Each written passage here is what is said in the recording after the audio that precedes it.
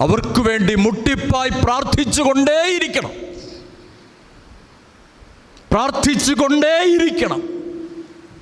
തലമുറ വല്ലാതെ മാറിപ്പോയി.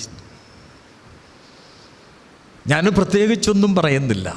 മക്കളെ ഉള്ളിൽ പേറുന്ന, മക്കൾക്ക് വേണ്ടി വെന്തു വെണ്ണീറാകുന്ന അമ്മമാരുടെ പ്രതീകമാണ് അമ്മ.